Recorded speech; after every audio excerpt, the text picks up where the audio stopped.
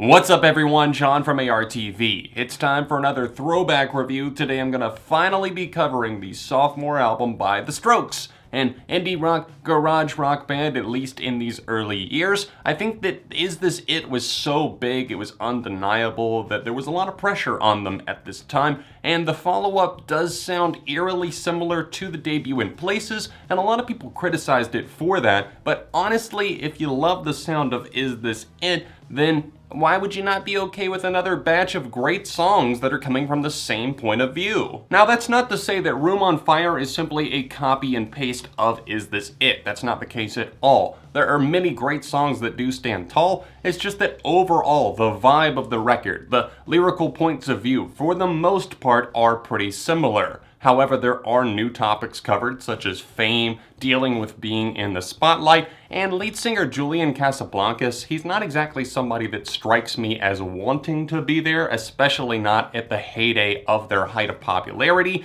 and I think that he was kind of struggling, and he was also really dealing with a lot of relationship stuff, and that comes out in a very big way and plays a big role on Room on Fire. Several of the singles from this record are now considered iconic, deservedly so, because they are obviously fantastic, and 1251 comes through as one of those. It has almost a very watery, synth-like lead on the guitar thanks to Nick Valenci and the way that he tried to style it and emulate it after a synthesizer, and after trying so hard to perfect it, somebody was just like, "Hey Nick, why don't you just actually play a keyboard?" And he's like, "Oh yeah, I guess I could have done that," but it's much cooler to actually do it with pedal effects and playing around to get that exact tone, and that's what makes 1251 stand out. That and the fact that Casablancas gives a fantastic vocal performance here and just one of the best choruses of the Strokes' career. Now, also, the other iconic song at this point is Reptilia. It deserved much better chart success. It fared better overseas in the UK, peaking at number 17, but over here in the US, we really only got an alternative songs hit, and not even a number 1, it was actually number 19, and that's just kind of sad. Reptilia is one of the greatest songs of all time, hands down. I will throw hands if somebody tries to come and debate me on that, because come on, Reptilia has everything that you could possibly want in a rock song. It has a build-up, it has a release in the chorus, and the skilled guitar playing that's really all over the fretboard during the chorus of Reptilia, just fantastic. And Casablancas, as a vocalist on this track, he shows that he can be entertaining, charismatic, and dynamic, showing off a wide range of actually hitting different notes and being in different places and all over the place at the same time. Room on Fire has been something I've been much more connected to as of late. I think over the past year or so, I've really started to dive into it and just come back to it on a regular basis, and I found a lot of things to appreciate, and a lot of that lies within the instrumentation. The drums are really nice. There's also very playful bass lines that really come up on this album, often leaning very spry and often pushing the guitar to the forefront, yes, but being a star in their own right. Just look at the song I was just talking about, Reptilia, the way that it builds up before it actually slams into the chorus, that nice little loop thing. It's something that I just air bass along to every single time, and I think that other tracks on the record definitely have that as well. The End Has No End, Under Control, which is something that was very different for the Strokes.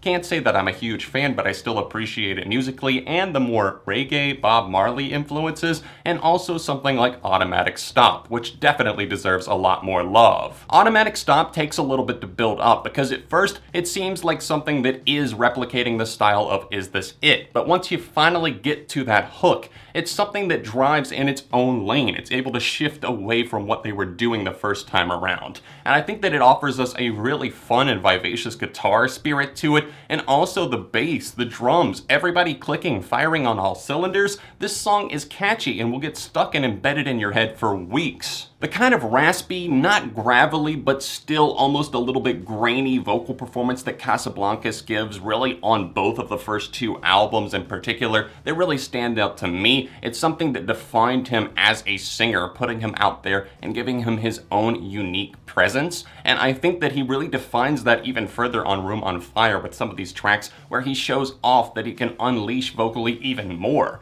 And even though these two tracks that I'm about to mention do sound kind of similar to me as they build up to the chorus, I love both of them for multiple reasons. The first of those is you talk way too much, and I like the fact that there's a loud guitar kind of flaring up throughout the background of the verses, and then that leads into the chorus. Give me some time, I just need a little time, as he's starting to set the mood and starting to set the tone for what's going on with this girl that he's dealing with. And also on the other track that I'm going to mention that it sounds a lot alike, The End Has No End. Very different lyrically, but still, the way that the build-up comes through, it definitely reminds me of that track. And as I listened through this album so many times in preparation for this, just over the past year in general, I started to pick up on that, and it's not something that kills it for me at all. It's just that the album definitely comes from, like I said at the start of the review, a connected place, and I think that they might have incidentally borrowed from some of their other material as a result of this. That doesn't change the fact that The End Has No End is fucking stellar, though. This is a track that has a lot of jabs, a lot of punches to throw, and the lyrical blows come in the form of commentary. It's talking about how we always are trying to get to the next level and everything is just ending up in the same place, but sometimes things are new, sometimes things aren't, but at the end of the day, it's just we think something's going to end, but it never really truly does.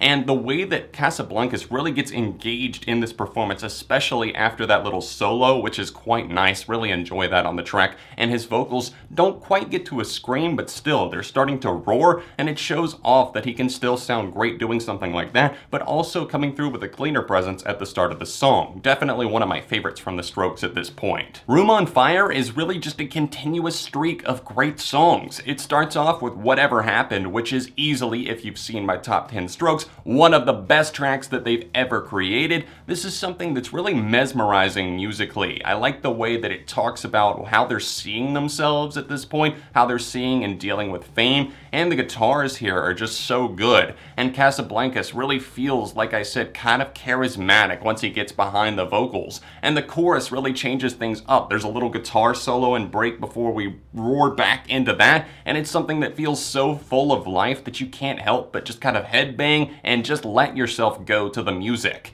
Now there's other great tracks that pop up throughout the track listing here. I Can't Win, the closer, is one that comes to mind. It's something that kind of tells the tale of this dude who really doesn't have that much confidence, but he goes out on the town anyways. He finally thinks he's going to score, but then maybe he doesn't because the girl has to go do something and she's like, wait right here, and we all know what that means. Normally, she's not coming back. It's an interesting one, and I think that I really like the way that he sets the tone. It might not be autobiographical, but still, I like that he's writing from a different point of view and perspective, perhaps. Another great song is Meet Me in the Bathroom. This is one that I've been coming back to a lot more in recent months. It's something that picks up intensity as it goes on, and it just feels like a steady climb on a roller coaster. It's never something that goes full throttle around the loops or anything like that, but it doesn't need to in order to be a great song and achieve something that I think the Strokes set out to do in the first place. The final song that I have to talk about is The Way It Is, and this is one of the most underrated on this album. I think it has the fewest plays out of any song on that album on Spotify. I actually checked right before this review,